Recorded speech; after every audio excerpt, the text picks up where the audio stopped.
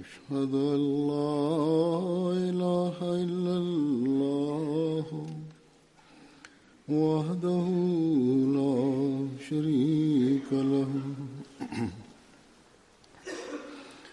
وأشهد أن محمدا عبده ورسوله أما بعد فأعوذ بالله من الشيطان الرجيم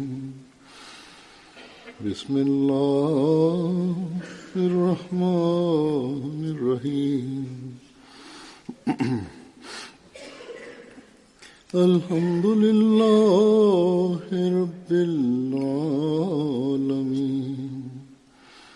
الرحمن الرحيم مالك يوم الدين إياك نعبد وإياك نستعين اهدنا الصراط المستقيم صراط الذين أنعمت عليهم غير المغضوب عليهم ولا الضالين.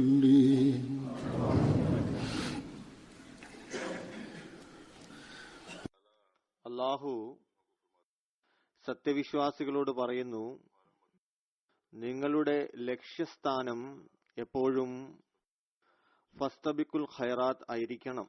അതായത് നന്മയിൽ നിങ്ങൾ എപ്പോഴും പരസ്പരം മുന്നേറുന്നതിനായി ശ്രമിക്കുക.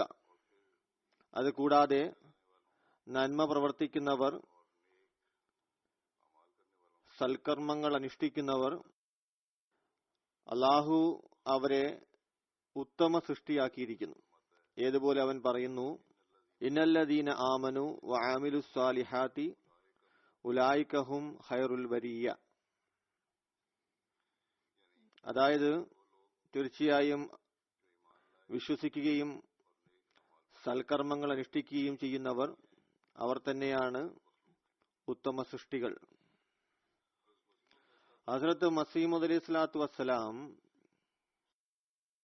ഈ വിഷയത്തെ വിവരിച്ചുകൊണ്ട് ഒരു സ്ഥലത്ത് പറയുന്നു, മനുഷ്യന് ആവശ്യം തങ്ങളുടെ ഫർളുകൾ അനുഷ്ഠിക്കുകയും സൽക്കർമ്മങ്ങളിൽ പുരോഗതി കൈവരിക്കുകയും ചെയ്യുക എന്നതാണ്. ഈ ആയത്തിന്റെ വെളിച്ചത്തിലാണ് അവിടുന്ന് ഇത് പറയുന്നത്. അതുകൊണ്ട് നമുക്ക് സൽക്കർമ്മങ്ങളിൽ പുരോഗതി നേടുക, നല്ലത് പ്രവർത്തിക്കുക, നന്മ ചെയ്യുക എന്നിവ ഒരു മുസ്ലിമിനെ,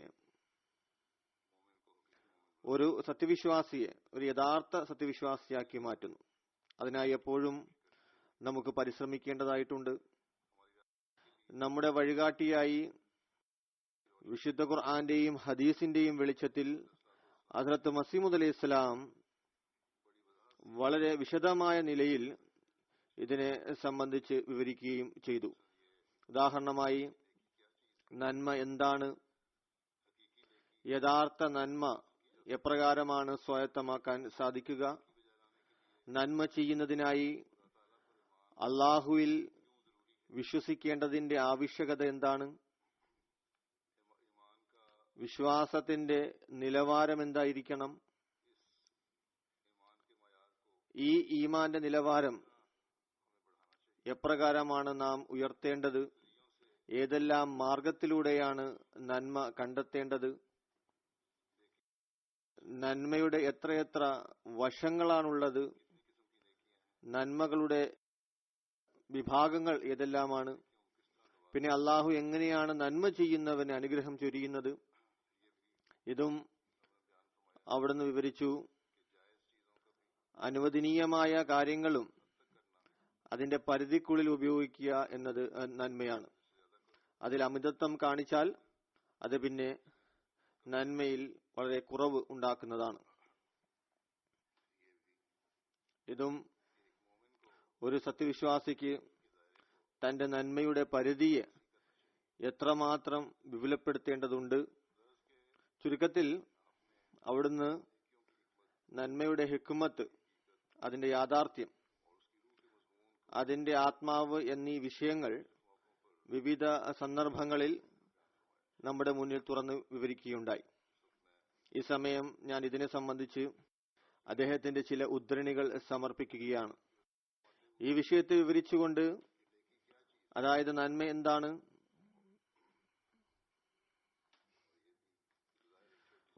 ഇതും പ്രത്യക്ഷത്തിൽ വളരെ ചെറിയ ഒരു നന്മ അള്ളാഹുവിന്റെ തൃപ്തിക്ക് അവകാശിയാക്കി മാറ്റുന്നു. അവിടുന്ന് പറയുന്നു, നന്മ ഇസ്ലാമിലേക്കും അള്ളാഹുലേക്കും കയറാൻ വേണ്ടിയുള്ള ഒരു കോവണിയാണ്. ഇസ്ലാമിന്റെ യഥാർത്ഥ വശം മനസ്സിലാക്കുന്നതിനും അള്ളാഹുവിന്റെ സംപ്രീതി കരസ്ഥമാക്കുന്നതിനും അതിൽ പുരോഗതി നേടാനും നന്മ ഒരു മാർഗമാകുന്നു. എന്നാൽ ഓർത്തുകൊള്ളുക, നന്മ എന്താണ്?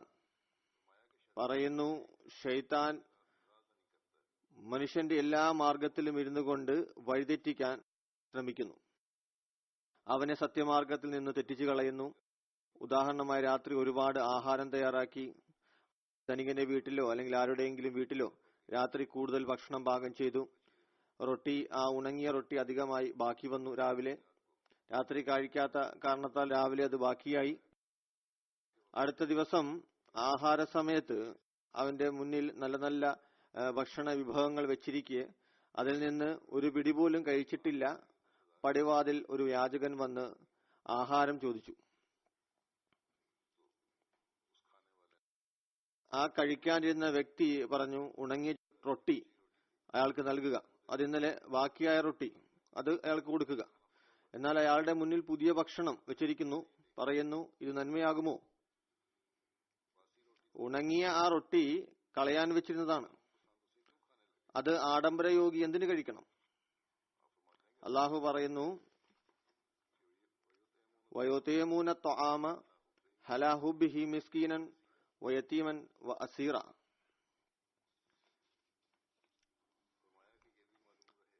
പറയുന്നു, തആം പ്രിയങ്കരമായ ഭക്ഷണ പദാർത്ഥത്തിനാണ് പറയുന്നത് എന്ന് മനസ്സിലാക്കിക്കൊള്ളുക.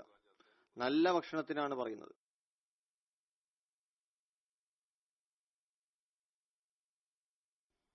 പഴകിയതും ഉണങ്ങിയതുമായതിനെ താം എന്ന് പറയുകയില്ല. ഒരു ദിവസം പഴകിയ ഭക്ഷണം സ്വയം ഇഷ്ടപ്പെടുകയില്ല. അതിനെ അറബിയിൽ താം എന്ന് പറയുകയില്ല. പറയുന്നു, ചുരുക്കത്തിൽ ആ ഭക്ഷണത്തളികയിൽ വെച്ചിരിക്കുന്ന പുതിയതും രുചിയേറിയതും പ്രിയങ്കരവുമായ ആഹാരം മുന്നിൽ വെച്ചിരിക്കുന്ന അത് കഴിക്കാൻ തുടങ്ങിയിട്ടുമില്ല. യാചകന്റെ ശബ്ദത്തോടെ അത് പുറത്തെടുത്ത് നൽകിയാൽ അതായിരുന്നു നന്മ. മുന്നിൽ ചൂടുള്ള ഭക്ഷണം, യാചകൻ വരുന്നു, ദരിദ്രനായ മനുഷ്യൻ വന്ന് ചോദിക്കുന്നു, അയാൾക്ക് നൽകുന്നുവെങ്കിൽ അത് നന്മയാണ്.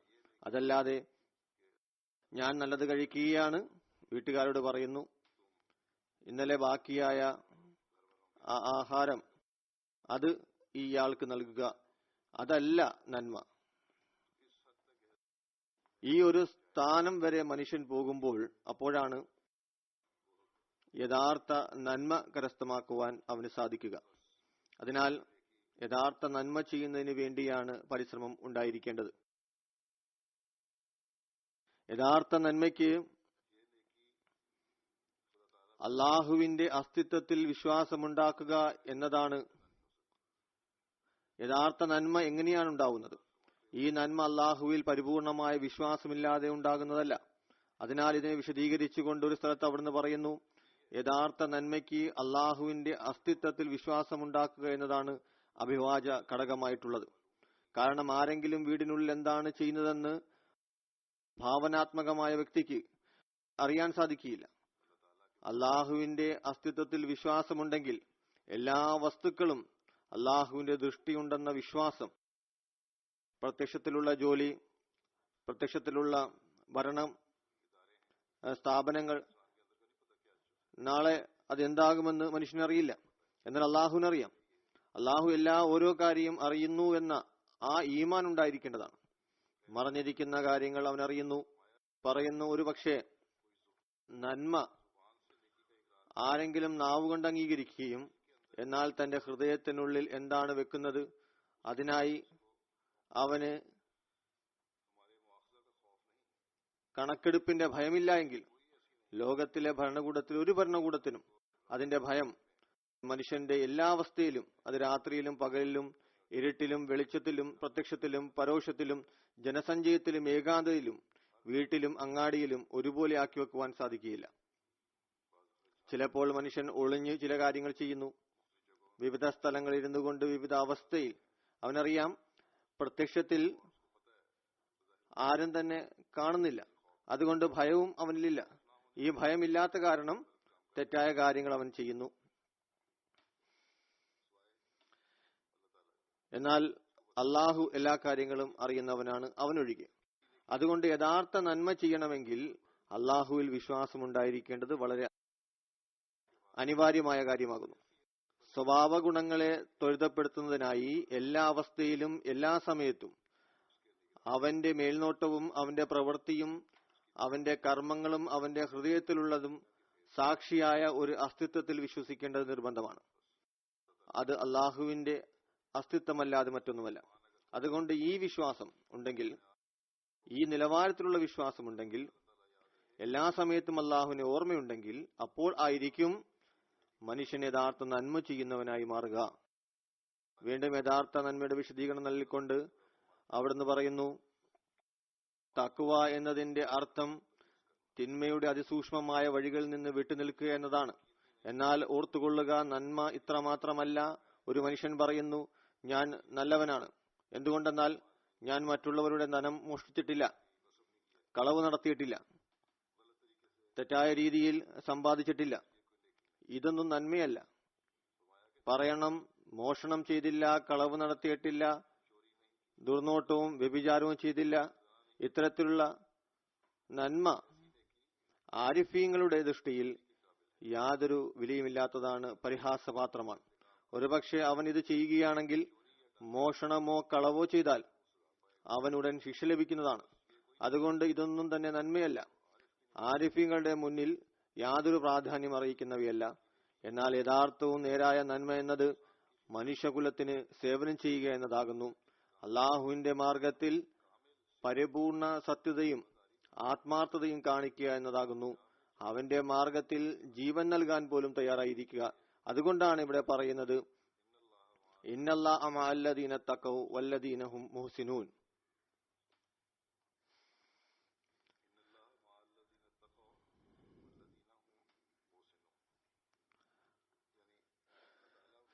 അതായത് അള്ളാഹു തിന്മയിൽ നിന്ന് വിട്ടുനിൽക്കുന്നവരോടൊപ്പമാകുന്നു, അതോടൊപ്പം അവർ നന്മയും ചെയ്യുന്നു. പറയുന്നു, നല്ലതുപോലെ ഓർത്തുകൊള്ളുക, തിന്മയിൽ നിന്ന് വിട്ടുനിൽക്കുക എന്നത് വലിയ നന്മയൊന്നുമല്ല. ഞാൻ തിന്മയൊന്നും ചെയ്യുന്നില്ല എന്ന് പറയുക അത് നന്മയോ പ്രത്യേകതയോ ഒന്നും തന്നെയല്ല. ഏതുവരെ അതോടൊപ്പം നന്മ ചെയ്യുന്നില്ലയോ, ഇത്തരത്തിലുള്ള ഒരുപാട് ആളുകൾ ഉണ്ടാകും. അവർ ഒരിക്കലും വ്യഭിചാരം ചെയ്തിട്ടുണ്ടാവില്ല, കൊല നടത്തിയിട്ടുണ്ടാവില്ല, കളവ് നടത്തിയിട്ടുണ്ടാവില്ല, കൊള്ള ചെയ്തിട്ടുണ്ടാവില്ല. ഇതുകൂടാതെ അള്ളാഹുവിന്റെ മാർഗത്തിൽ ആത്മാർത്ഥതയുടെയോ സത്യസന്ധതയുടെയോ ഒരു മാതൃകയും കാണിച്ചിട്ടുണ്ടാവുമില്ല. അള്ളാഹുവിന്റെ മാർഗത്തിൽ ആരെങ്കിലും അവന്റെ തൃപ്തി കരസ്ഥമാക്കുന്നതിനായി അള്ളാഹുവിന്റെ കൽപ്പനകൾ നടന്നുകൊണ്ട് ഒരു നന്മയും ചെയ്തില്ല, യാതൊരു ത്യാഗവും നടത്തിയിട്ടുണ്ടാവില്ല. എന്നാൽ അവർ മറ്റൊരു തിന്മയും ചെയ്തിട്ടില്ല. പറയുന്നു, മനുഷ്യകുലത്തിന് യാതൊരു സേവനവും അവർ ചെയ്തിട്ടില്ല, അള്ളാഹുവിനോടുള്ള കടമകൾ നിർവഹിച്ചില്ല, സൃഷ്ടികളോട് ഉള്ള കടമയും നിർവഹിച്ചില്ല. ഇത്തരത്തിലുള്ള ഒന്നും തന്നെ നന്മയല്ല. അവൻ മറ്റൊരു തിന്മയും ചെയ്തിട്ടില്ലായിരിക്കാം, എന്നാൽ അള്ളാഹുവിനോടുള്ള കടമകൾ ചെയ്തില്ല, മനുഷ്യരോടുള്ള കടമകൾ നിർവഹിച്ചില്ല, അവരെ സേവിച്ചില്ല. അപ്പോൾ ഇതൊന്നും തന്നെ യാതൊരു നന്മയുമല്ല. പറയുന്നു, ആ മനുഷ്യൻ ജാഹിലാണ്. ഈ കാര്യങ്ങൾ പറഞ്ഞുകൊണ്ട് സ്വയം നന്മ ചെയ്തവരിൽ ഉൾപ്പെടുത്താൻ ശ്രമിക്കുന്നു. ഇതെല്ലാം തന്നെ തെറ്റായ രീതികളാണ്. ഇത്രമാത്രം കാര്യങ്ങൾ ചെയ്തുകൊണ്ട് ഔലിയാക്കളിൽ ഉൾപ്പെടുകയില്ല.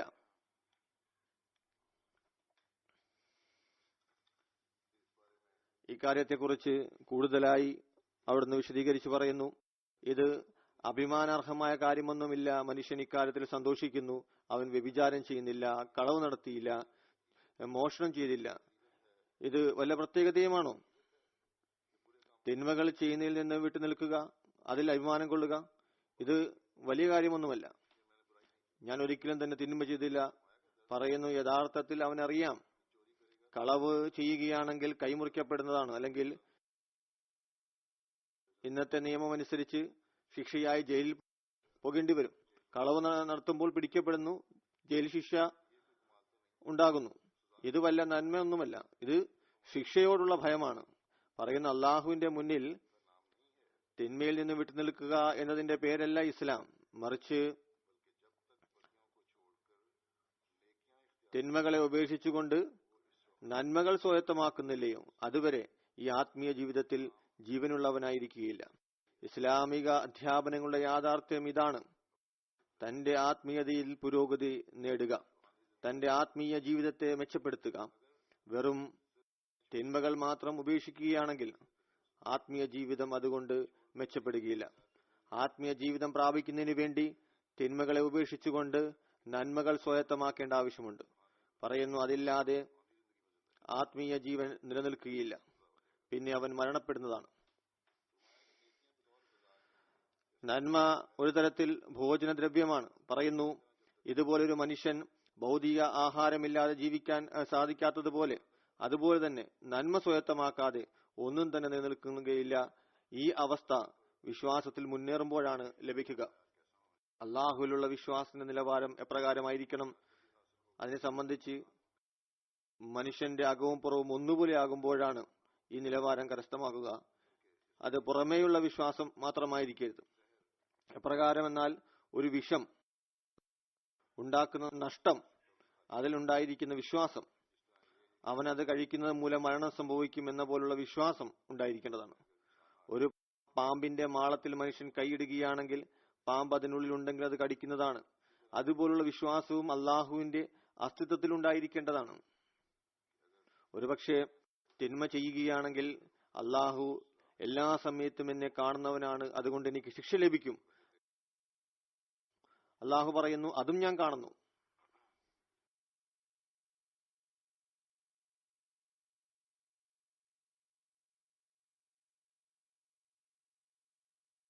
മനുഷ്യന്റെ എല്ലാ കർമ്മങ്ങളിലൂടെയും അള്ളാഹുവിന്റെ അസ്തിത്വം വെളിപ്പെടുമാറാകണം. എപ്പോഴും ഈ വിചാരമുണ്ടാകണം: അള്ളാഹു എന്റെ എല്ലാ കാര്യങ്ങളും കാണുന്നു. അവിടുന്ന് പറയുന്നു, യഥാർത്ഥത്തിൽ നന്മ എന്നത് ആരുടെ അകവും പുറവും ആണ് ഒന്നായിരിക്കുന്നത്, ആരുടെ ഹൃദയവും അതിന്റെ പുറവും ഒന്നായിരിക്കുന്നത്. അവർ ഭൂമിയിൽ മലക്കുകളെ പോലെ നടക്കുന്നവരാണ്. പുറവും അകവും ഒന്നായിരിക്കുന്ന ഹൃദയത്തിലുള്ളത് പുറത്തു കാണുന്നുവെങ്കിൽ അവന്റെ നന്മയുടെ നിലവാരം മലക്കുകളെ പോലെ ആയിത്തീരുന്നതാണ്. പറയുന്നു, നിരീശ്വരവാദി ഈ ഒരു ഗവൺമെന്റിന്റെ കീഴത്ത് വരികയില്ല, ഈ ഭരണകൂടത്തിന്റെ കീഴിൽ വരുന്നതല്ല. ഒരു നിരീശ്വരവാദി ദൈവത്തിൽ വിശ്വസിക്കുന്നില്ല. ഒരുപക്ഷെ അവന്റെ ധാർമ്മികത മെച്ചപ്പെട്ടതായി തോന്നാം, എന്നാൽ ഈ ഒരു നിലവാരത്തിൽ എത്തിച്ചേരുകയില്ല. എവിടെയെങ്കിലും അവന്റെ ഹൃദയത്തിൽ കുഴപ്പമുണ്ടാക്കുന്ന ഏതെങ്കിലും കാര്യമുണ്ടാകാം, ഒരുപക്ഷെ തിന്മയുണ്ടാക്കുന്നതാവാം, അതുപോലെ ചില അടിസ്ഥാന നന്മകൾ ചെയ്യുന്നുണ്ടാവാം, പ്രദർശിപ്പിക്കുന്നുണ്ടാകാം. എന്നാൽ അവന്റെ നന്മയുടെ അവസ്ഥ ബലഹീനമാണ്, അതിൽ യാതൊരു നന്മയുമില്ല. പറയുന്നു, എല്ലാ ഫലങ്ങളും വിശ്വാസത്തിലൂടെയാണ് ഉണ്ടാകുന്നത്. ഏതുപോലെ മാളത്തിൽ പാമ്പുണ്ടെന്ന് അറിഞ്ഞിരിക്കെ ആരും തന്നെ അതിൽ കൈയിടുകയില്ല. നമ്മൾ അറിയുന്ന ഭയാനകമായ ഒരു വിഷം, അതിന്റെ അളവ് മരണമുണ്ടാക്കുന്നതാണ്. അത് മനസ്സിലാക്കിയാൽ അത് മരണമുണ്ടാക്കുമെന്ന് നാം വിശ്വസിക്കുന്നു. ഈ വിശ്വാസത്തിന്റെ പേരിൽ നാം അത് കഴിക്കുകയില്ല. മരിക്കുന്നതിൽ നിന്ന് രക്ഷപ്പെടുന്നതിന് വേണ്ടി വിശ്വാസത്തിൽ കൂടുതൽ ദൃഢത കൈവരിക്കുന്നതിനെ സംബന്ധിച്ച് അവിടുന്ന് പറയുന്നു,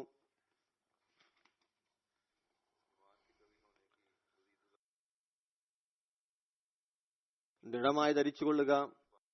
എല്ലാം ഓരോ പരിശുദ്ധ കർമ്മവും നന്മയുടെ വേരും അള്ളാഹുവിലുള്ള വിശ്വാസമാകുന്നു.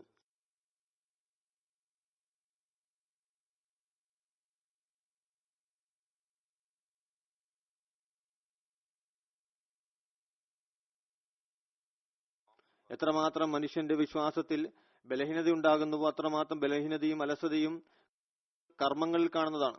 എന്നാൽ വിശ്വാസം ദൃഢമാണെങ്കിൽ അള്ളാഹുവിന് അവന്റെ എല്ലാ ഗുണങ്ങളോടും കൂടി പരിപൂർണ ദൃഢബോധമുണ്ടായി കഴിഞ്ഞാൽ അത്തരത്തിൽ മനുഷ്യന്റെ പ്രവൃത്തികൾ അത്ഭുതങ്ങൾ കാണാൻ സാധിക്കുന്നതാണ്. അള്ളാഹു എല്ലാ ശക്തിയുടെയും ഉടമസ്ഥനാണ്. ഈ വിശ്വാസം മനുഷ്യനുണ്ടായാൽ ആലിമുൽ ഗൈബാണ്, എല്ലാ സ്ഥലത്തും എന്നെ നോക്കുന്നു, എന്നെ കാണുന്നു, ഇത്തരത്തിൽ പറയുന്നു. ഇത്തരത്തിൽ അത്ഭുതകരമായ ഒരു മാറ്റം മനുഷ്യന്റെ പ്രവൃത്തിയിൽ കാണാൻ സാധിക്കുന്നതാണ്. സ്വന്തം തന്നെ നല്ല നന്മകൾ ചെയ്യുന്നവനായി മാറുന്നതാണ്. തിന്മയ്ക്ക് പകരമായി നന്മയിലേക്ക് കൂടുതൽ ശ്രദ്ധ ഉണ്ടായിത്തീരുന്നതാണ്. അള്ളാഹുവിൽ പരിപൂർണമായ വിശ്വാസം വെച്ച് പുലർത്തുന്നവൻ തിന്മ ചെയ്യാൻ ശക്തി ഉണ്ടായിരിക്കുകയില്ല. അതൊരിക്കലും ഉണ്ടാകുകയില്ല. അതായത് അള്ളാഹുവിൽ വിശ്വാസം ഉണ്ടായിരിക്കെ തിന്മ ചെയ്യുക സാധ്യമല്ല. കാരണം ഈ വിശ്വാസം മനുഷ്യന്റെ ഉള്ളിൽ തിന്മ ചെയ്യുന്ന അവയവത്തെ ഇല്ലാതാക്കുന്നു. നോക്കുക, ആരുടെയെങ്കിലും കണ്ണുകൾ ഇല്ലാതാക്കിയാൽ അവന് കണ്ണുകൾ കൊണ്ട് ദുർനോട്ടം നടത്താൻ സാധിക്കുമോ? കണ്ണുകൊണ്ട് തിന്മ എങ്ങനെ ചെയ്യാനാണ്? അതുപോലെ തന്നെ കൈമുറിക്കപ്പെട്ടാൽ ആ അവയവവുമായി ബന്ധപ്പെട്ട തിന്മ അവൻ എങ്ങനെ ചെയ്യാനാണ്? അതുപോലെ ഒരു മനുഷ്യൻ നഫ്സെ മുത്തമന്യയുടെ അവസ്ഥയിൽ എത്തിച്ചേരുമ്പോൾ ആ നഫ്സെ മുത്തമന്യ അവനെ അന്ധനാക്കി തീർക്കുന്നു. അവന്റെ കണ്ണുകൾക്ക് തിന്മ ചെയ്യുവാനുള്ള ശക്തി ഇല്ലാതായിത്തീരുന്നു. അവൻ നോക്കുന്നുണ്ടാവും, അവൻ പക്ഷെ അത് കാണുകയില്ല. ദുർനോട്ടത്തോടെ അവൻ നോക്കിയില്ല. ഒരു വസ്തുവിനെയും തിന്മയോടുകൂടി നോക്കിയില്ല. പറയുന്നു, കണ്ണിന്റെ കാഴ്ച ശുദ്ധീകരിക്കപ്പെടുന്നു. അതായത് നന്മ നിറഞ്ഞ കാഴ്ചകൾ, ഒരു വസ്തുവിനെ കണ്ടതിന് ശേഷം ഉണ്ടാകുന്ന തിന്മകൾ, അനാവശ്യ ആഗ്രഹം ജനിപ്പിക്കുന്ന കാഴ്ചകൾ, അതെല്ലാം അവസാനിക്കുന്നതാണ്. പറയുന്നു, അവന് ചെവികൾ ഉണ്ടാകും, എന്നാൽ ബധിരനായിരിക്കും. തിന്മയുടെ കാര്യങ്ങൾ അത് ശ്രവിക്കുകയില്ല. അതുപോലെ തന്നെ അവന്റെ എല്ലാ ശാരീരിക വികാര പരോക്ഷ അവയവങ്ങൾ എല്ലാം മുറിക്കപ്പെടുന്നതാണ്. അവന്റെ എല്ലാ കഴിവുകളും എല്ലാ ശക്തിയുടെ മേലും ഉണ്ടായിരിക്കുന്ന ആ തിന്മയിൽ അവയ്ക്കെല്ലാം തന്നെ മരണം സംഭവിക്കുന്നതാണ്. പൂർണമായ നിലയിൽ ഒരു മയ്യത്തായി മാറുന്നു. അള്ളാഹുവിന്റെ തൃപ്തിക്ക് വേണ്ടി മാത്രം അവൻ കീഴ്പ്പെടുന്നു. അവൻ അതിന്റെ എതിരായി ഒരു അടി പോലും വെക്കാൻ സാധിക്കുന്നതല്ല. പറയുന്നു, അള്ളാഹുവിൽ സത്യസന്ധമായ വിശ്വാസം ഉണ്ടായിക്കഴിഞ്ഞാൽ പിന്നെയാണ് ഈ അവസ്ഥ ഉണ്ടാകുന്നത്. അള്ളാഹുവിൽ സത്യസന്ധമായ വിശ്വാസം ഉണ്ടാകുമ്പോഴാണ് ഈ അവസ്ഥ സംജാതമാകുന്നത്. അതിന്റെ പ്രതിഫലം എന്നാൽ സമ്പൂർണ്ണ സംതൃപ്തി അവന് നൽകപ്പെടുന്നതാണ്. പറയുന്നു, ഒരു ഉദ്ദേശമായിരിക്കണം മനുഷ്യന്റെ യഥാർത്ഥ ലക്ഷ്യസ്ഥാനമായിരിക്കേണ്ടതാണ്. ഈ ഒരു ഉദ്ദേശമായിരിക്കണം മനുഷ്യന്റെ യഥാർത്ഥ ലക്ഷ്യസ്ഥാനമായിരിക്കേണ്ടത്. ഇത് നമ്മുടെ ടാർഗറ്റാണ്. ഇത് നമ്മുടെ മുന്നിൽ വെക്കേണ്ടതാണ്. എല്ലാ തരത്തിലുള്ള മാലിന്യത്തെയും നമ്മുടെ ചിന്തയിൽ നിന്നും, ബുദ്ധിയിൽ നിന്നും, കണ്ണിൽ നിന്നും, കാതിൽ നിന്നും നീക്കം ചെയ്യുകയും കേൾക്കുന്നതിൽ നിന്ന് വിട്ടുനിൽക്കുകയും ചെയ്യേണ്ടതാണ്. പറയുന്നു, നമ്മുടെ ജമാഅത്ത് അതിന് ഇതാണ് ആവശ്യം. മനസംതൃപ്തി നേടിയെടുക്കുന്നതിനായി പരിപൂർണ ഈമാനാണ് ആവശ്യം. നമ്മുടെ ജമാഅത്തിന്റെ ആദ്യ കടമ അള്ളാഹുവിൽ സത്യസന്ധമായ വിശ്വാസം നേടിയെടുക്കുക എന്നതാണ്. ഈ ഒരു ടാർഗറ്റാണ് അവിടുന്ന് നമുക്ക് നൽകിയിരിക്കുന്നത്. സത്യസന്ധമായ വിശ്വാസം ഉണ്ടായിക്കഴിഞ്ഞാൽ സൽക്കർമ്മങ്ങളും അതോടൊപ്പം ഉണ്ടാവുന്നതാണ്. അപ്പോഴാണ് ഫസ്തബിക്കുൽ ഖൈറാത്തിന്റെ സംഘത്തിൽ നാം ഉൾപ്പെടുക. അപ്പോഴാണ് ഖൈറുൽ ബരിയയിൽ നാം എണ്ണപ്പെടുക. പിന്നെ നന്മയുടെ വശങ്ങൾ വിവരിച്ചുകൊണ്ട് അവിടുന്ന് പറയുന്നു, മനുഷ്യന് രണ്ട് കാര്യങ്ങൾ അനിവാര്യമാണ്: തിന്മയിൽ നിന്ന് രക്ഷപ്പെടുക, നന്മയിലേക്ക് പായുക. നന്മയ്ക്ക് രണ്ട് വശങ്ങളുണ്ട്. ഒന്ന് ശിർക്ക് ഉപേക്ഷിക്കുക, മറ്റൊന്ന് നന്മ വർദ്ധിപ്പിക്കുക. ശിർക്ക് ഉപേക്ഷിക്കുക എന്നത് നന്മയാണ്. അടുത്ത വശം നന്മ ചെയ്യുക എന്നതാണ്. പറയുന്നു, ഷിർക്ക് ഉപേക്ഷിക്കുക എന്നതിലൂടെ മനുഷ്യൻ പരിപൂർണനാകുകയില്ല. ഷിർക്ക് ഉപേക്ഷിക്കുന്നത് പൂർണ്ണതയിൽ എത്തിക്കുകയില്ല. അപ്പോഴും വിശ്വാസത്തിൽ ബലഹീനതയുണ്ടാവും. ഏതുവരെ അതിനോടൊപ്പം നന്മയിൽ വർധനവില്ലയോ, അതായത് മറ്റുള്ളവർക്കും പ്രയോജനം എത്തിക്കുക, നന്മ ചെയ്ത് മറ്റുള്ളവർക്കും പ്രയോജനം എത്തിക്കുക, അപ്പോഴാണ് പരിപൂർണ വിശ്വാസം ഉണ്ടാകുക. പറയുന്നു, ഇതിലൂടെ മനസ്സിലാകുന്നതാണ് എത്ര മാറ്റമാണ് ഉണ്ടാകേണ്ടത്. ഈ സ്ഥാനങ്ങൾ അള്ളാഹുവിന്റെ സിഫത്തുകളിൽ പരിപൂർണ ഈമാനും അറിവും ഉണ്ടാകുമ്പോഴാണ് ലഭിക്കുക. ഏതുവരെ ഈ കാര്യം ഇല്ല, അതുവരെ മനുഷ്യൻ തിന്മയിൽ നിന്ന് രക്ഷപ്പെടുകയില്ല. അള്ളാഹുവിന്റെ സിഫത്തുകളെ കുറിച്ച് അറിയണമെങ്കിൽ മനുഷ്യൻ എപ്പോഴും വിശുദ്ധ ഖുർആൻ വായിച്ചു കൊണ്ടിരിക്കേണ്ടതാണ്. അതിലെ കൽപ്പനകളെ അന്വേഷിക്കേണ്ടതാണ്. പറയുന്നു, മറ്റുള്ളവർക്ക് പ്രയോജനം എത്തിക്കുക എന്നത് വളരെ വലിയ കാര്യമാണ്. രാജാക്കന്മാരുടെ ഭയത്താൽ സ്ഥലമാറ്റത്തെയും ഒരു പരിധിവരെ ആളുകൾ ഭയക്കുന്നു. ഒരുപാട് ആളുകൾ നിയമത്തിന് വിരോധം പ്രവർത്തിക്കുകയില്ല. പിന്നെ എന്തുകൊണ്ടാണ് അധികാരികളുടെ നിയമത്തിന് എതിര് ഇവർ പ്രവർത്തിക്കുന്നതിന് ധൈര്യം കാണിക്കുന്നത്? ഈമാനില്ല എന്നതല്ലാതെ മറ്റെന്ത് കാരണമാണ് അതിനുള്ളത്? വിശ്വാസത്തിൽ ബലഹീനതയാണ്. അതുകൊണ്ടാണ്. അല്ലെങ്കിൽ പിന്നെ രാജ്യത്തിന്റെ നിയമത്തെ അവർ ഭയക്കുന്നു. പറയുന്നു, ഈയൊരു കാരണമാണ്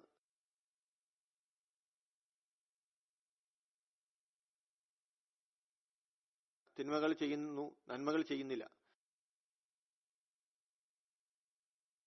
അതുകൊണ്ട് മുമ്പ് പറഞ്ഞതാണ്, ബലഹീനത കാണിക്കുന്നു. ആ സമയം ഈമാനിലാണ് യഥാർത്ഥ ബലഹീനതയുള്ളത്. അള്ളാഹു അലീമാണ്, ഖബീറാണ്, ആലിമുൽ ഗൈബാണ്. വിശ്വാസപരമായി മനുഷ്യൻ ഇത് അംഗീകരിക്കുന്നു, എന്നാൽ കർമ്മങ്ങൾ അതിനെ നിഷേധിക്കുന്നു. അതുകൊണ്ടാണ് മനുഷ്യൻ ഒരുപാട് തിന്മകൾ ചെയ്യുന്നത്.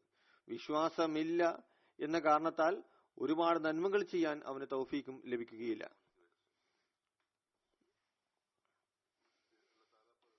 പിന്നെ അള്ളാഹുവിലുള്ള പരിപൂർണ വിശ്വാസത്തിന് ശേഷം തിന്മയിൽ നിന്ന് രക്ഷ പ്രാപിക്കുന്നതിനുള്ള മാർഗങ്ങൾ വിശദീകരിച്ചുകൊണ്ട് അവിടുന്ന് പറയുന്നു, തിന്മയിൽ നിന്ന് രക്ഷപ്പെടുക എന്ന സ്ഥാനം മറികടക്കുന്നത് അള്ളാഹുവിൽ വിശ്വാസമുണ്ടായിരിക്കുകയും പിന്നീട് രണ്ടാമത്തെ സ്ഥാനം അള്ളാഹുവിന്റെ സത്യദാസന്മാർ സ്വായത്തമാക്കിയ മാർഗങ്ങൾ അന്വേഷിച്ച് കണ്ടെത്തുക എന്നതായിരിക്കണം.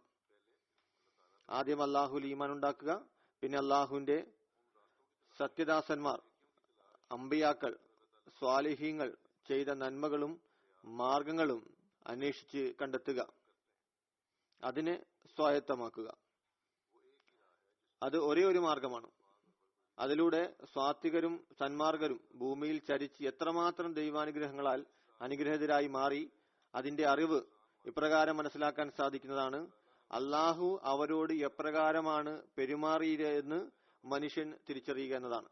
പറയുന്നു, തിന്മയിൽ നിന്ന് രക്ഷ നേടുവാനുള്ള ആദ്യ സ്ഥാനം അള്ളാഹുവിന്റെ ജലാലിയായിട്ടുള്ള ഗുണങ്ങളുടെ പ്രകടനത്താൽ ലഭിക്കുന്നതാണ്. അവൻ തിന്മ ചെയ്യുന്നവരുടെ ശത്രുവാണ്. തന്റെ സമീപസ്ഥരായിട്ടുള്ള ആളുകളുടെ ശത്രുക്കളെ അവൻ നശിപ്പിക്കുന്നതാണ്. പറയുന്ന രണ്ടാമത്തെ സ്ഥാനം അള്ളാഹുവിന്റെ ജമാലി പ്രഭാവവുമായി ബന്ധപ്പെട്ടിരിക്കുന്നു. അവസാനമായി അള്ളാഹുവിൽ നിന്ന് കഴിവും ശക്തിയും ലഭിക്കുന്നില്ലയോ, ഇസ്ലാമിക സാങ്കേതിക പദത്തിൽ പറയപ്പെടുന്ന റൂഹുൽ ഖുദ്സിന്റെ അതിന്റെ ഒരു ഭാഗവും തന്നെ ഉണ്ടാകുകയില്ല. ഇതൊരു ശക്തിയാണ്. അത് ദൈവത്തിന്റെ ഭാഗത്തു നിന്നാണ് ലഭിക്കുക. അതിന്റെ ആഗമനത്തോടുകൂടി ഹൃദയത്തിന് ഒരു സമാധാനം കൈവരുന്നു. പ്രകൃതത്തിൽ നന്മയോടൊപ്പം ഒരു സ്നേഹവും മമതയും ഉണ്ടാകുന്നു. അള്ളാഹുവിന്റെ ജമാലി പ്രഭാവത്താൽ ഒന്ന് എല്ലാ നന്മയിലേക്കും ശ്രദ്ധയുണ്ടാകുന്നു, തിന്മയിലേക്ക് ശ്രദ്ധയുണ്ടാവുകയില്ല. ഹൃദയത്തിൽ ഒരു സമാധാനം ഉണ്ടാകുന്നു. ഇതാണ് നമ്മുടെ മുന്നിലുള്ള ആത്മീയ ആൾക്കാരുടെ മാതൃക. ഇത് അമ്പയാക്കളുടെ മാതൃകയാണ്. അവിടുന്ന് പറയുന്നു, അത് നോക്കുക. പ്രവാചകന്റെ മാതൃക നോക്കുക. മറ്റുള്ളവർ വളരെ ഭാരമായും പ്രയാസപ്പെട്ടും ചെയ്യുന്ന നന്മകൾ ഇവർ, അതായത് അള്ളാഹുവിന്റെ പ്രിയദാസന്മാർ, അത് ഒരാവേശത്തോടും സന്തോഷത്തോടും കൂടി നിർവഹിക്കാൻ ഓടി നടക്കുന്നു. രുചിയേറിയ ആഹാരം കുട്ടികൾ പോലും വളരെ താല്പര്യത്തോടെ കഴിക്കുന്നു. അതുപോലെ അള്ളാഹുവിനോടൊരു ബന്ധമുണ്ടായി കഴിഞ്ഞാൽ, അവൽ പരിശുദ്ധ ആത്മാവ് അവതരിച്ചു കഴിഞ്ഞാൽ പിന്നെ നന്മകൾ സുഗന്ധപൂരിതമായ മധുരപാനീയം കണക്കെ ആയിത്തീരുന്നതാണ്. നന്മയുടെ ഉള്ളിൽ സ്ഥിതി ചെയ്യുന്ന മനോഹാരിത ദൃശ്യയോഗ്യമാകുവാൻ തുടങ്ങുന്നു. അനിയന്ത്രിതമായി കൊണ്ട് അതിലേക്ക് ഓടിയടുക്കുന്നു. തിന്മയെക്കുറിച്ചുള്ള ഓർമ്മ പോലും അവന്റെ ഹൃദയത്തെ ഭയചകിതമാക്കുന്നു. പറയുന്നു, ഈ കാര്യം വാക്കുകളുടെ ചമയത്താൽ പൂർണ്ണമായ നിലയിൽ വിവരിക്കാൻ സാധിക്കാത്ത വിഭാഗത്തിൽപ്പെട്ട ഒന്നാണ്. ഹൃദയത്തിന്റെ പ്രത്യേകമായ ഒരു അവസ്ഥയാണ്. ഹൃദയം ആനന്ദഭരിതമാകുന്നു. അതിന് വാക്കുകളുടെ രൂപം നൽകുക എന്നത് പ്രയാസമാണ്. പറയുന്നു, ഇത് ഹൃദയത്തിന്റെ അവസ്ഥകളാകുന്നു. അത് ഹൃദയം അനുഭവിച്ചറിയുന്നതാണ്. അനുഭവിച്ച് അറിയുന്നതിലൂടെയാണ് അതിന്റെ ശരിയായ അവസ്ഥ മനസ്സിലാകുക. ആ സമയത്ത് നവനവങ്ങളായ പ്രകാശകിരണങ്ങൾ അവന് ലഭിക്കുന്നതാണ്. മനുഷ്യൻ തന്റെ ഉള്ളിൽ ഇടയ്ക്കിടയ്ക്ക് മൃദുല ഉണ്ടായി എന്നതിൽ അഭിമാനം കൊള്ളുകയോ തന്റെ പുരോഗതിയുടെ അങ്ങേ തലത്തിയെന്ന് വിചാരിക്കുകയോ ചെയ്യരുത്. ഈ മൃദുലത നിശ്ചലമാണ്. നമസ്കാരത്തിൽ ചിലപ്പോൾ കരയുന്നു, ആർദ്രതയുണ്ടായി, മൃദുലതയുണ്ടായി. ഇതിനെ പുരോഗതിയുടെ ഔന്നിത്യമാണെന്ന് മനസ്സിലാക്കരുത്. പറയുന്നു, ഈ മൃദുലത താൽക്കാലികമാണ്. മൃദുലത ഉണ്ടാകുന്നതിന്റെ ഉദാഹരണം അവിടുന്ന് പറയുന്നു, മനുഷ്യൻ പലപ്പോഴും നോവുകൾ വായിക്കാറുണ്ട്. അതിലെ ദുഃഖഭരിതമായിട്ടുള്ള സ്ഥലങ്ങളിലെത്തുമ്പോൾ അനിയന്ത്രിതമില്ലാതെ അവൻ കരയുന്നു. ഒരുപാട് ആളുകൾ നോവൽ വായിക്കുവാനും കരയാനും തുടങ്ങുന്നു. അതിൽ അത്തരത്തിലുള്ള കഥകളുണ്ടാകും. അല്ലെങ്കിൽ ആരുടെയെങ്കിലും സംഭവം വരുന്നു. യഥാർത്ഥത്തിൽ വ്യക്തമായി അവനറിയാം ഇത് വ്യാജവും സാങ്കല്പികവുമായ ഒരു കഥയാണ്. എന്നിട്ടും അവർ കരയാൻ തുടങ്ങുന്നു. ഒരുപക്ഷെ മൃദുലയുണ്ടാക്കുന്നതയോ കരയുകയോ ചെയ്യുന്നതാണ് യഥാർത്ഥ ആനന്ദത്തിന്റെയും അനുഭൂതിയുടെയും അടിസ്ഥാനമെങ്കിൽ ഇന്ന് യൂറോപ്പിൽ വസിക്കുന്നവരെക്കാൾ ആത്മീയ ആനന്ദം ലഭിച്ചവർ മറ്റാരും തന്നെ ഉണ്ടാകില്ല. ഇവിടെ ചെറിയ ചെറിയ കാര്യങ്ങളിൽ ഇവർ ആവേശഭരിതരായിത്തീരുന്നു. പറയുന്നു, ആയിരക്കണക്കിന് നോവലുകൾ ഇവിടെ പ്രസിദ്ധീകരിക്കുന്നു. ലക്ഷക്കണക്കിനും കോടിക്കണക്കിനും മനുഷ്യർ അത് വായിച്ച് കരയുന്നു. കഥകൾ വായിച്ച് കരയുന്നു. നാടകം കണ്ട് കരയുന്നു. മറ്റു ചില ആളുകളുടെ സംഭവങ്ങൾ അവർ കേൾക്കുമ്പോൾ ആവേശഭരിതരാകുന്നു. ഇത് ആത്മീയതയിലുള്ള പുരോഗതിയോ അല്ല. ആത്മീയതയിലുള്ള പുരോഗതി എന്നാൽ മനുഷ്യൻ പൂർണ്ണമായ നിലയിൽ തിന്മയിൽ നിന്ന് രക്ഷ നേടുക, പരിപൂർണമായ നന്മ അള്ളാഹുവിന്റെ തൃപ്തിക്ക് വേണ്ടി സ്വായത്തമാക്കുക. പിന്നെ നന്മയുടെ വിഭാഗങ്ങളുടെ വിശദീകരണം അവിടെ നൽകി. ആദ്യം 2 വശങ്ങളായിരുന്നു: ഷിർക്ക് ഉപേക്ഷിക്കുക, പിന്നെ നന്മ ചെയ്യുക. ഇപ്പോൾ അതിന്റെ 2 ഭാഗങ്ങളാക്കി വിശദീകരിക്കുന്നു. പറയുന്നു, മനുഷ്യൻ എത്ര തന്നെ നന്മ ചെയ്താലും അതിന് 2 വശങ്ങളാണുള്ളത്. ഒന്ന് ഫർള്, മറ്റൊന്ന് നഫല്. 2 ഭാഗങ്ങളാണ് നന്മകൾക്കുള്ളത്. ഒന്ന് ഫർളായ നന്മകൾ, 2 നഫലായ നന്മകൾ. ഫർള് എന്നാൽ മനുഷ്യന്റെ മേൽ നിർബന്ധമാക്കിയവയാണ്. ഏതുപോലെ കടം വീട്ടുക. പറയുന്നു, മനുഷ്യന്റെ മേൽ നിർബന്ധമാണ് കടം വാങ്ങിയാൽ കടം വീട്ടുക എന്നത്, അല്ലെങ്കിൽ നന്മയ്ക്ക് പകരം നന്മ ചെയ്യുക. ഇതെല്ലാം ഫർളുകളാണ്. ഈ ഫർളുകൾ കൂടാതെ എല്ലാ ഫർദുകളോടൊപ്പവും ചില നഫലുകളും ഉണ്ടാവും. അധികമായിട്ടുള്ളതായിരിക്കും അത് നന്മയാകുന്നു. അതായത് അതിന്റെ അവകാശത്തെക്കാൾ അധികമായി ഉണ്ടാവുന്നത്. ഉപകാരത്തോടൊപ്പം അതിൽ കൂടുതൽ ഉപകാരം ചെയ്യുക, അത് നഫലാകുകയാണ്. ആരെങ്കിലും ഉപകാരം നമ്മളോട് ചെയ്യുകയാണെങ്കിൽ ഉപകാരത്തിന് പകരം ചെയ്യുന്നതോടൊപ്പം അതിലും ഉപരിയായി നന്മ ചെയ്യുക, അപ്പോൾ അത് നഫലാകുന്നതാണ്. ഇത് ഫർളിന്റെ സമ്പൂർണതയും പരിപൂർണതയുമാണ്. ഇതിലൂടെ ഫർളുകൾ പൂർണ്ണമാകുന്നതാണ്, അതിന്റെ ഔന്നത്യത്തിൽ എത്തിച്ചേരുന്നു. ഹദീസിൽ വിവരിച്ചുകൊണ്ട് അവിടുന്ന് പറയുന്നു,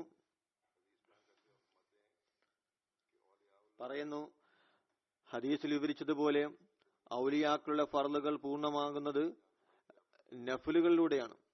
അവിടുന്ന് ഹദീസ് വിവരിച്ചിരുന്നു. അതിൽ നിന്നാണ് പറയുന്നത്, ഔലിയാക്കളുടെ ദീനിയായ കർമ്മങ്ങൾ നഫലുകളിലൂടെയാണ് പൂർത്തിയാകുക. ഉദാഹരണമായി സക്കാത്ത്. അതുകൂടാതെ അവർ സദഖിയ നൽകുന്നു. അള്ളാഹു അങ്ങനെയുള്ളവരുടെ സുഹൃത്തായി മാറുന്നു. അള്ളാഹു പറയുന്നു, അവരുടെ സുഹൃത്തു ബന്ധം കുറിച്ച് പറയുന്നത് കൈകാലുകൾ എന്നിവ ഹദീസിൽ വന്നിരിക്കുന്നത് പോലെ ഞാൻ അവരുടെ കൈകാലുകൾ ഏതുവരെ അവർ സംസാരിക്കുന്ന നാവായി മാറുന്നതാണ്. മനുഷ്യൻ ഈമാനിൽ വളരുമ്പോൾ, അള്ളാഹുവിലുള്ള ദൃഢവിശ്വാസം വർദ്ധിക്കുമ്പോൾ, പിന്നെ അള്ളാഹുവിന്റെ തൃപ്തിക്കായി സൽക്കർമ്മങ്ങൾ ചെയ്യുമ്പോൾ അള്ളാഹു അധികമായി നന്മ ചെയ്യുവാനുള്ള തൗഫീക്ക് അവർക്ക് നൽകുന്നതാണ്. ഇതിനെ സംബന്ധിച്ച് കൂടുതലായി അവിടുന്ന് പറയുന്നു, ഇസ്ലാമിന് വേണ്ടിയുള്ള അള്ളാഹുവിന്റെ പ്രകൃതി നിയമമാണ് ഒരു നന്മയിൽ നിന്ന് മറ്റൊരു നന്മ ജനിക്കുന്നു എന്ന് പറയുന്ന. എനിക്ക് തദ്വിക്കറത്തുൽ ഔലിയായിൽ വായിച്ചൊരു സംഭവം ഓർമ്മ വരുന്നു. ഒരു അഗ്നി പൂജിക്കുന്ന ഒരു വൃദ്ധൻ 90 വയസ്സിനടുത്തായിട്ടുണ്ട്. യാദൃച്ഛികമായി മേൽക്കൂലയിൽ കയറി അവിടെയുള്ള കിളികൾക്ക് ധാന്യമണകൾ നൽകുകയായിരുന്നു. ആ സമയത്ത് കുറച്ച് ദിവസങ്ങളായി മഴ പെയ്തുകൊണ്ടിരിക്കുകയായിരുന്നു. അതുകൊണ്ട് വീടിന് മുകളിൽ കയറി കിളികൾക്കും പറവകൾക്കും ധാന്യമണികൾ നൽകുകയായിരുന്നു. അയാളുടെ അയൽവാസി, അയാൾ മുസ്ലിം ആയിരുന്നു. അദ്ദേഹം അയാളോട് ചോദിച്ചു, അല്ലയോ വൃദ്ധ, നീ എന്താണ് ചെയ്യുന്നത്? അയാൾ പറഞ്ഞു, 6-7 ദിവസങ്ങളായി ഇടതടവില്ലാതെ മഴ പെയ്യുന്നു, അതുകൊണ്ട് കിളികൾക്ക് ഞാൻ ആഹാരം നൽകുകയാണ്. അപ്പോൾ ആ ചോദ്യകർത്താവ് പറഞ്ഞു, ഇതുകൊണ്ട് നിനക്ക് ഒരു പ്രയോജനവും ഉണ്ടാകുന്നതല്ല. നീ അനാവശ്യമായിട്ടുള്ള കാര്യമാണ് ചെയ്യുന്നത്. നീ കാഫിറാണ്. നിനക്ക് എന്ത് പ്രതിഫലം ലഭിക്കാനാണ്? നിനക്ക് എങ്ങനെ പ്രതിഫലം നൽകപ്പെടും? നീ കാഫിറാണല്ലോ. ആ വൃദ്ധൻ മറുപടി നൽകി, എനിക്കിതിന്റെ ഫലം തീർച്ചയായും ലഭിക്കുന്നതാണ്. അള്ളാഹുവിന്റെ അസ്തിത്വം എല്ലാം അറിയുന്നുണ്ടായിരുന്നു. അല്ലെങ്കിൽ അയാളുടെ നന്മ നിറഞ്ഞ പ്രകൃതമായിരിക്കാം. എനിക്ക് പ്രതിഫലം ലഭിക്കുമെന്നത് അയാളുടെ ഹൃദയത്തിന്റെ ശബ്ദമായിരുന്നു. ആ മുസ്ലിം പറയുന്നു, ഞാൻ ഹജ്ജിന് പോയി. അപ്പോൾ ദൂരത്ത് നിന്ന് ഞാൻ കാണുന്ന ആ വൃദ്ധൻ, അയാൾ തവാഫ് ചെയ്യുന്നു. ആ പറവകൾക്ക് ആഹാരം നൽകിയ ആ അഗ്നി പൂജിക്കുന്ന വ്യക്തി കഅബ മന്ദിരത്തെ തവാഫ് ചെയ്ത് ഹജ്ജ് ചെയ്യുന്നു. അയാളെ കണ്ട് ഞാൻ അത്ഭുതപ്പെട്ടു. ഞാൻ മുന്നോട്ട് ചെന്നപ്പോൾ അയാൾ ആദ്യം പറഞ്ഞു, ഞാൻ വല്ലതും പറയുന്നതിന് മുമ്പേ തന്നെ അയാൾ എന്നോട് പറഞ്ഞു, ഞാൻ നൽകിയ ദാനമണികൾ വല്ലതും നഷ്ടപ്പെട്ടു പോയോ? അതിന്റെ പ്രതിഫലം എനിക്ക് ലഭിച്ചില്ലേ? ഇന്ന് ഞാൻ മുസ്ലിം ആയിക്കൊണ്ട് ഹജ്ജ് ചെയ്യുകയാണ്. ഈ ഫലം അള്ളാഹു എനിക്ക് നൽകിയത് ആ പറവകൾക്ക് ആഹാരം നൽകിയത് കൊണ്ടാണ്. അള്ളാഹു ഇപ്രകാരവും അനുഗ്രഹിക്കുന്നു. പിന്നീട് അവിടുന്ന് പറയുന്നു, അള്ളാഹു ഒരു കാഫിറിന്റെ നന്മയെ പോലും നഷ്ടപ്പെടുത്തി കളഞ്ഞില്ല എന്ന കാര്യം നാം എപ്പോഴും ഓർത്തുകൊള്ളുക. പിന്നെ എങ്ങനെയാണ് മുസ്ലിമിന്റെ നന്മ അള്ളാഹു നഷ്ടപ്പെടുത്തി കളയുക? പറയുന്നു, എനിക്കൊരു സഹാബിയുടെ കാര്യം ഓർമ്മ വരുന്നു.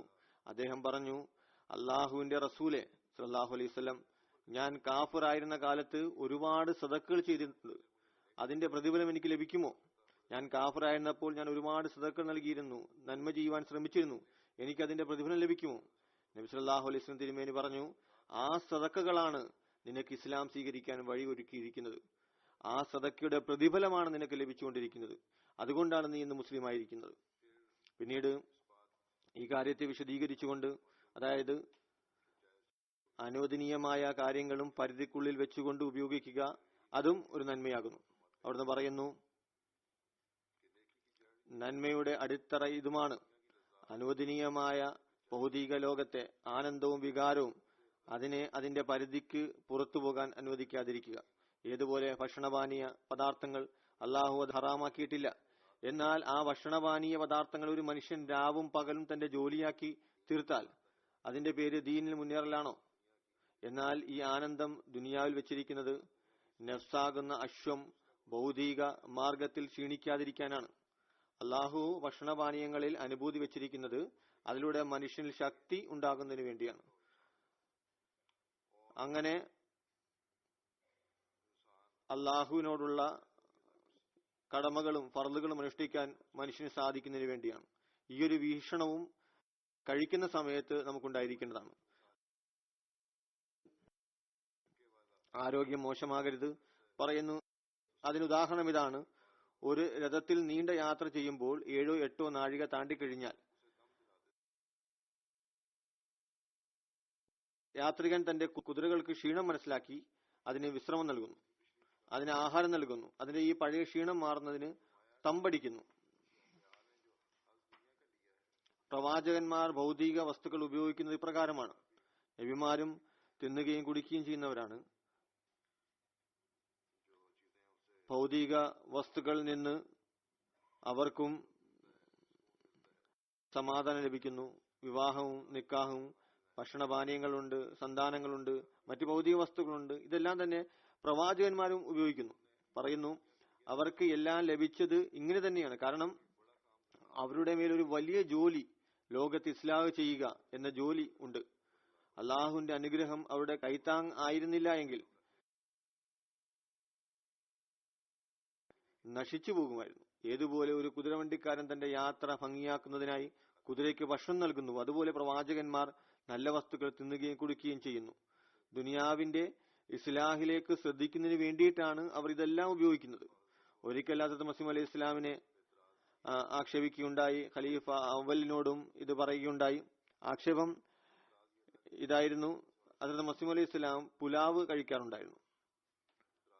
ആക്ഷേപിക്കുന്നയാൾ പറഞ്ഞു, ഹദ്റത്ത് മസീഹ് മൗദ് പുലാവ് കഴിക്കുന്നു. ഖലീഫ അവൽ പറഞ്ഞു, ഞാൻ എവിടെയും വായിച്ചിട്ടില്ല, ഖുർആനിലുമില്ല ഹദീസിലുമില്ല നല്ല ഭക്ഷണം കഴിക്കുന്നത് പ്രവാചകന്മാർക്ക് അനുവദനീയമല്ല എന്ന്. കഴിച്ചാൽ എന്താണ് കുഴപ്പം?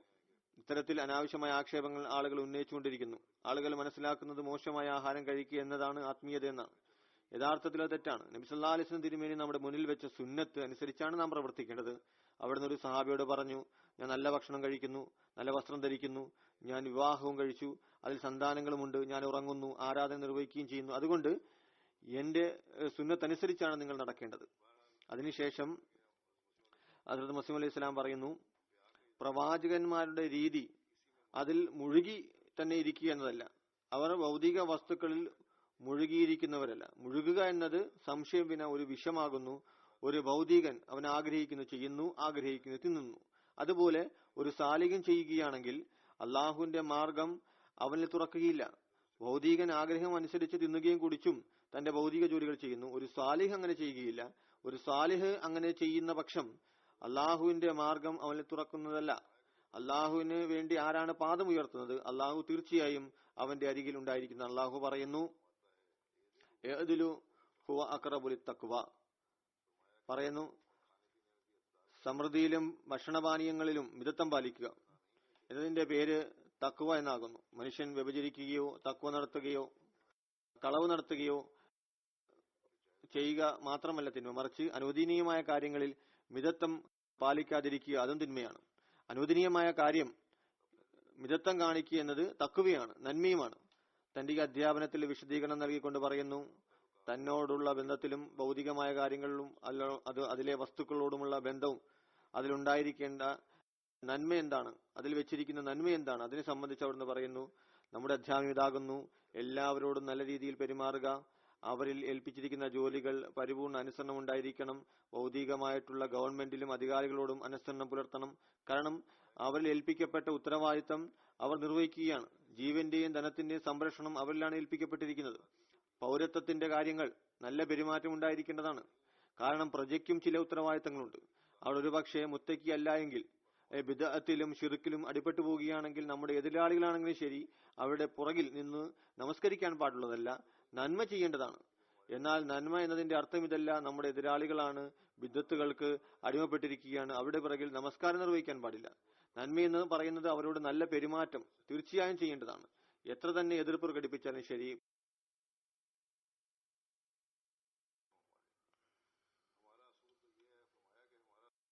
പറയുന്ന നമ്മുടെ രീതി ഇതാണ്: ഓരോരുത്തരോടും നന്മ ചെയ്യുക എന്നതാണ്. ഈ ലോകത്ത് നന്മ ചെയ്യുന്നില്ല എങ്കിൽ അവർ പരലോകത്ത് എന്തൊരു പ്രതിഫലം വാങ്ങാനാണ്. അതുകൊണ്ട് എല്ലാവരോടും നന്മ നിറഞ്ഞ പെരുമാറ്റം ഉണ്ടാക്കിയെടുക്കുക. എന്നാൽ മതപരമായ കാര്യങ്ങളിൽ സ്വയം സംരക്ഷിച്ചു നിർത്തേണ്ടതാണ്. ഏതുപോലെ ഒരു വൈദ്യൻ എല്ലാ രോഗികളെയും ചികിത്സിക്കുന്നുവോ, അത് ക്രിസ്ത്യാനിയോ മറ്റാരായാലും ശരി, എല്ലാവരെയും അയാൾ പരിശോധിക്കുകയും ചികിത്സിക്കുകയും ചെയ്യുന്നു. അതുപോലെ നന്മ ചെയ്യുന്ന കാര്യത്തിലും പൊതുവായുള്ള രീതി അവലംബിക്കേണ്ടതാണ്. പറയുന്നു, ഇനി ആരെങ്കിലും ഇപ്രകാരം പറയുന്നു: നബി സല്ലല്ലാഹു അലൈഹി വസല്ലം തിരുമേനിയുടെ കാലത്ത് അവിശ്വാസികളെ വധിച്ചിരുന്നു. അതിനുള്ള ഉത്തരം ഇതാണ്: അവർ അവരുടെ പ്രവൃത്തികളാലും കുതന്ത്രങ്ങളാലും കാരണം കൂടാതെ മുസ്ലിങ്ങളെ വധിച്ച കാരണത്താൽ കുറ്റവാളികളായി തീർന്നിരുന്നു. മുസ്ലിങ്ങളെ അവർ വധിച്ചിരുന്നു, അവരുടെ മേൽ ആക്രമണം നടത്തിയിരുന്നു. അതിന്റെ ശിക്ഷ എന്ന നിലയ്ക്കാണ് അവരെ വധിച്ചത്. അവർക്ക് ലഭിച്ച ശിക്ഷ കുറ്റവാളി എന്ന നിലയ്ക്കാണ് നൽകപ്പെട്ടത്. നിഷേധിച്ചു എന്ന കാരണത്താലല്ല അവർക്കത് നൽകിയത്. നിഷേധം ആർജവത്തോടെയാണെങ്കിൽ, അതിൽ അതിക്രമവും ക്രൂരതയും ഇല്ല എങ്കിൽ അവർ ഈ ലോകത്ത് കുറ്റവാളിയായിരിക്കുകയില്ല. നന്മയുടെ പരിധിയെ എപ്രകാരമാണ് വിശാലം നൽകേണ്ടത് അതിനെക്കുറിച്ച് അവിടുന്ന് പറയുന്നു: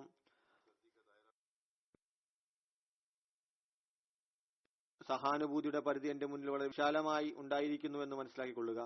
ഒരു വ്യക്തിയോ സമൂഹത്തെയോ മാറ്റി നിർത്തരുത്. ഈ കാലഘട്ടത്തിലെ ജാഹ്ലിങ്ങളെ കണക്ക് ഇങ്ങനെ പറയാൻ ഞാൻ ആഗ്രഹിക്കുന്നില്ല: സഹാനുഭൂതി വെറും മുസ്ലിങ്ങൾ മാത്രം പരിമിതപ്പെടുത്തുക. അങ്ങനെയല്ല. ഞാൻ പറയുന്നത്, നിങ്ങൾ അള്ളാഹുവിന്റെ എല്ലാ സൃഷ്ടികളോടും നന്മ ചെയ്യുക.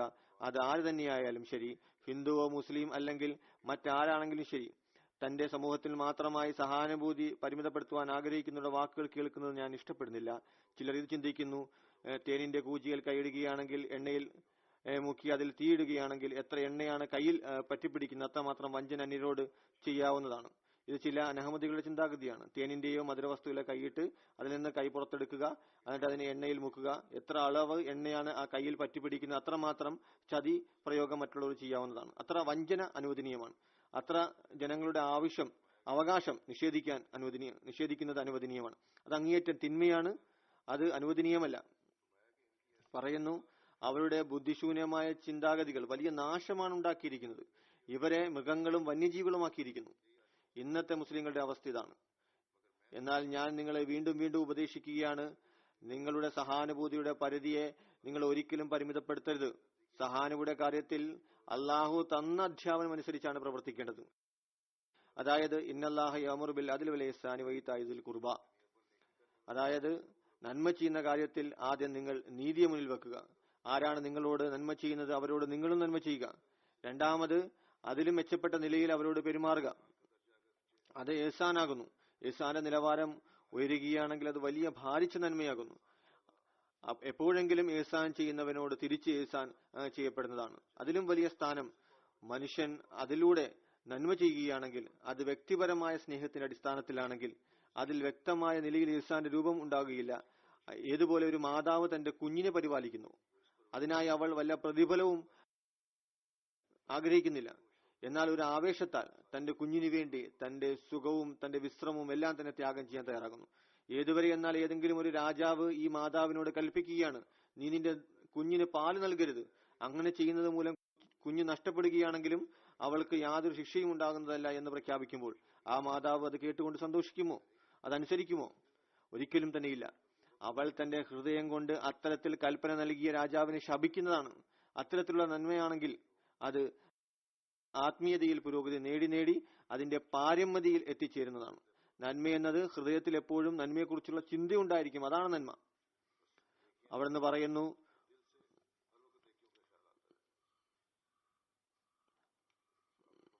മനുഷ്യകുലത്തോടുള്ള സഹാനുഭൂതി ഈതാഇദുൽ ഖുർബ ആകുന്നു. അള്ളാഹുവിന്റെ ഇച്ഛയ്ക്ക് അനുസരിച്ച് നിങ്ങൾ പൂർണ്ണമായ നന്മ ചെയ്യാൻ ആഗ്രഹിക്കുന്നുവെങ്കിൽ നിങ്ങളുടെ നന്മ ഈതാഇദുൽ ഖുർബയുടെ നിലവാരം വരെ, അതിന്റെ അങ്ങേയറ്റം വരെ എത്തിക്കുക. ഇതുപോലെ ഒരു വസ്തു തന്റെ എല്ലാ പദവികളും താണ്ടി അതിന്റെ അങ്ങേയറ്റം വരെ എത്തുന്നില്ലെങ്കിൽ അതുവരെ അത് പാരമ്യതയിൽ എത്തുകയില്ല. പറയുന്നു, ഓർക്കുക, അള്ളാഹു നന്മയെ ഒരുപാട് ഇഷ്ടപ്പെടുന്നു. അവൻ ആഗ്രഹിക്കുന്നതും തന്റെ സൃഷ്ടികളോട് സഹാനുഭൂതിയോടെ വർത്തിക്കണമെന്നാണ്. ഒരുപക്ഷെ അവൻ തിന്മയാണ് ഇഷ്ടപ്പെട്ടിരുന്നുവെങ്കിൽ തിന്മയ്ക്ക് താക്കീത് നൽകുമായിരുന്നു. എന്നാൽ അള്ളാഹുവിന്റെ മഹത്വം ഇതിൽ നിന്ന് പരിശുദ്ധമാണ്. സുബ്ഹാനഹു വതആല വശാനുഹു. അള്ളാഹു നമുക്ക് തൗഫീഖ് നൽകുമാറാകട്ടെ. നന്മ അള്ളാഹുവിന്റെ തൃപ്തിക്ക് വേണ്ടി മാത്രം ചെയ്യുവാൻ സാധിക്കുമാറാകട്ടെ. നമുക്കായി നിർണയിക്കപ്പെട്ട ടാർഗറ്റ് അല്ലെങ്കിൽ ഉദ്ദേശ ലക്ഷ്യം, അത് ഫസ്തബിക്കുൽ ഖൈറാത്ത്, അതിനെ നാം കരസ്ഥമാക്കുന്നവരായി തീരട്ടെ.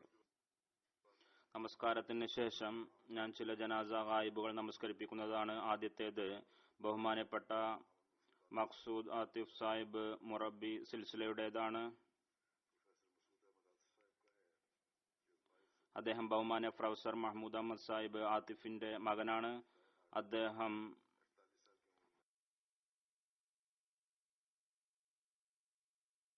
ഒക്ടോബർ 22 കരൾ സംബന്ധമായ അസുഖത്തെ തുടർന്ന് താഹിർ ഹാർട്ട് ഹോസ്പിറ്റൽ റബോയിൽ വെച്ച് വഫാത്തായി. 41 വയസ്സായിരുന്നു. ഇന്നാ ലില്ലാഹി വ ഇന്നാ ഇലൈഹി റാജിഊൻ. അദ്ദേഹം ഹസ്രത്ത് മസീഹ് മൗഊദ് അലൈഹി സ്വലാത്തു വസ്സലാമിന്റെ സഹാബി ഹസ്രത്ത് അബ്ദുറഹീം ദർ സാഹിബിന്റെ പേരക്കുട്ടിയായിരുന്നു. അദ്ദേഹത്തിന്റെ പിതാവ് പ്രൊഫസർ മഹ്മൂദ് അഹമ്മദ് ആതിഫ് സാഹിബ്, അദ്ദേഹം 1955 മുതൽ 86 വരെ താലിമുൽ ഇസ്ലാം കോളേജിൽ സേവനം ചെയ്യാനുള്ള അവസരം ലഭിച്ചു.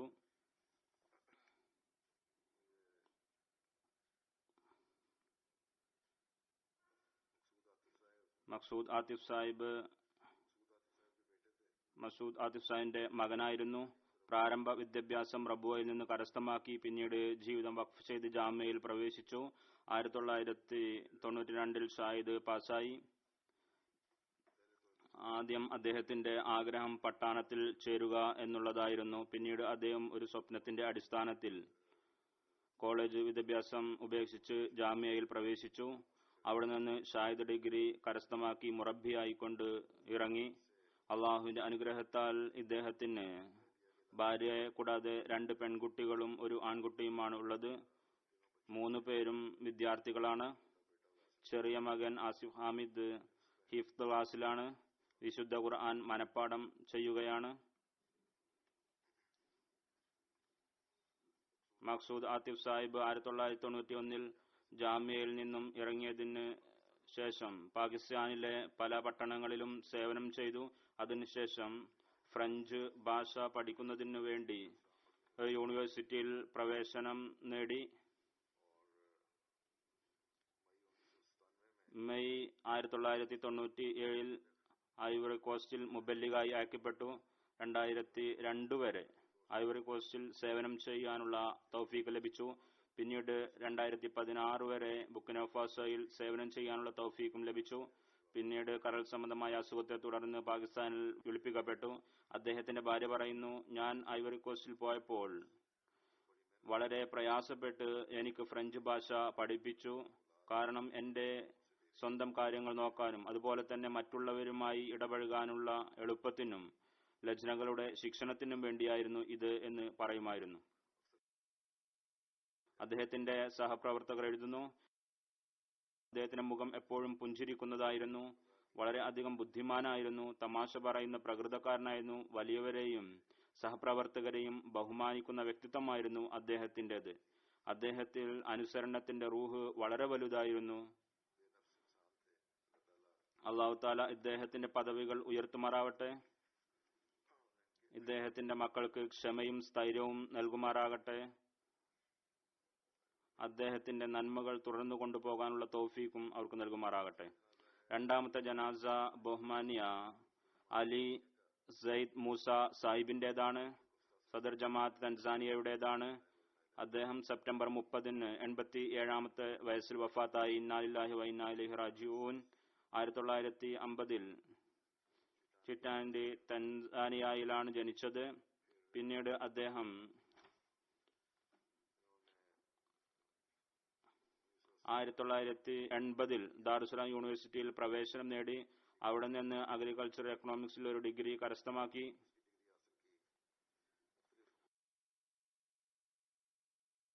ഗവൺമെന്റ് പല സ്ഥാനങ്ങളും വഹിച്ചു. ഹദ്റത്ത് ഖലീഫത്തുൽ മസീഹ് റാബി റഹ്മത്തുള്ളാഹി അലൈഹി വിശുദ്ധ ഖുർആൻ ബഹുഭാഷയിൽ തർജ്ജമ ാൻ വേണ്ടി ചുമതലപ്പെടുത്തി. എന്നാൽ അദ്ദേഹത്തിന്റെ ജോലി തിരക്ക് കാരണം അദ്ദേഹം വളരെ അത് നീട്ടിക്കൊണ്ടുപോയി. ഇതിൽ ഖലീഫത്തുൽ മസീഹ് റാബി പറഞ്ഞു, ഈ രീതിയിലാണ് പോകുന്നതെങ്കിൽ കുറഞ്ഞത് 30 വർഷമെങ്കിലും എടുക്കും. ഇത് കേട്ട് അലി സയ്യിദ് സാഹിബ് വളരെയധികം വേവലാതിപ്പെട്ടു. അദ്ദേഹം പ്രതിജ്ഞ എടുത്തു, എത്രയും പെട്ടെന്ന് തന്നെ ഞാൻ വിശുദ്ധ ഖുർആൻ തർജ്ജമ പൂർത്തിയാക്കുന്നതാണ് എന്ന്. അദ്ദേഹം തന്റെ എല്ലാ ജോലികളും ഉപേക്ഷിച്ച് എല്ലാ ശ്രദ്ധയും തർജ്ജമ ചെയ്യുന്നതിന് നൽകി. 5 വർഷം കൊണ്ട് പരിഭാഷ പൂർത്തിയാക്കി. 2006 തൻസാനിയ ജമാഅത്തിലെ അമീറായി നിയമിച്ചു. മോണ്ടിയ മറ്റ് ജമാഅത്തുകളും അദ്ദേഹത്തിന്റെ പരിധിയിലായിരുന്നു. അദ്ദേഹത്തിന്റെ ഇമാറത്തിൽ ജമാഅത്തിൽ സെക്കൻഡറി സ്കൂളും തുടങ്ങി. ജമാഅത്ത് കുറച്ച് സ്ഥലവും വാങ്ങി.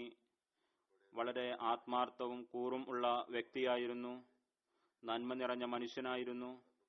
ഖിലാഫത്തിനോട് അഗാധമായ ബന്ധമുണ്ടായിരുന്നു. ഭാര്യയെ കൂടാതെ 3 പെൺമക്കളും 3 ആൺമക്കളുമുണ്ട്.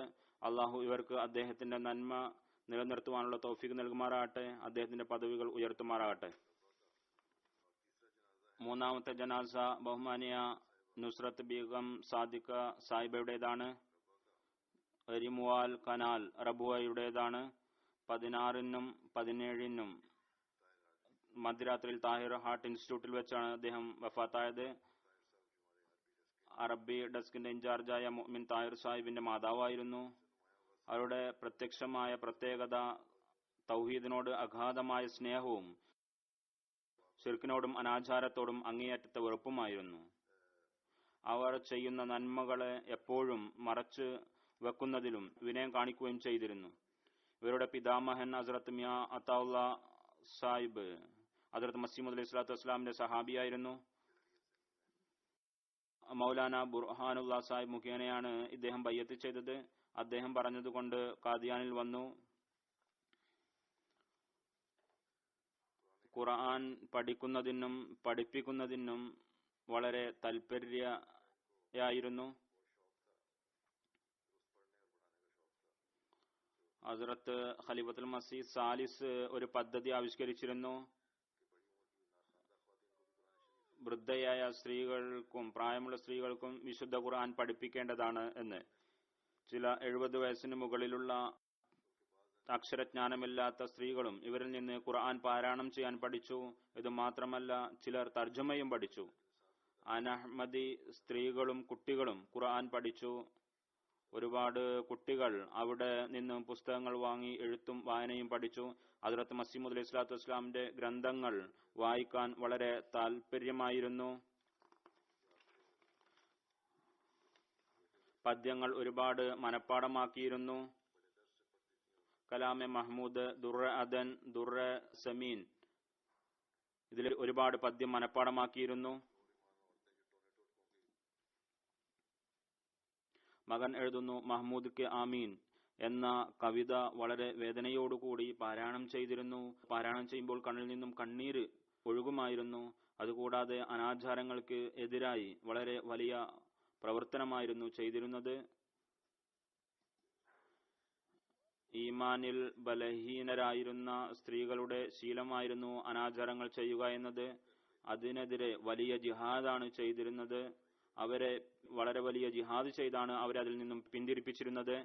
അവരെ യഥാർത്ഥ മുഅ്മിനാക്കുന്നതിന് വേണ്ടി വളരെ ശ്രദ്ധയാണ് നൽകിയത്. നമസ്കാരം വളരെ നിർവൃതിയോടെ നിർവഹിച്ചിരുന്നു. ഖുർആൻ പാരായണം കൃത്യമായി ചെയ്തിരുന്നു. മൂസിയ ആയിരുന്നു.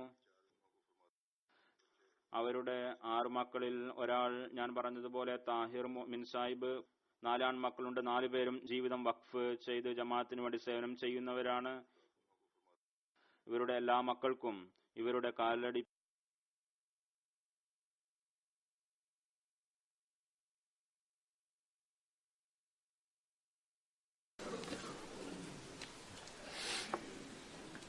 Alhamdulillah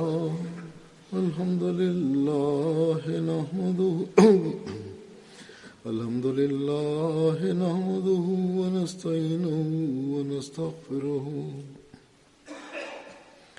wa nu'minu bihi wa natawakkalu alayhi wa na'udhu billahi min shururi anfusina wa min sayyiati a'malina. من يهده الله فلا مضل له ومن يضلل فلا هادي له ونشهد أن لا إله إلا الله ونشهد أن محمدا عبده ورسوله. عباد الله رحمكم الله إن الله يأمر بالعدل والإحسان وإيتاء ذي القربى وينهى عن الفحشاء والمنكر والبغي يعظكم لعلكم تذكرون.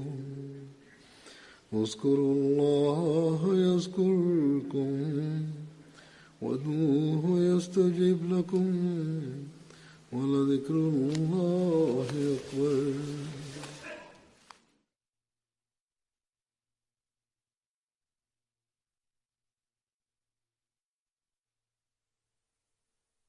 اللهم صل على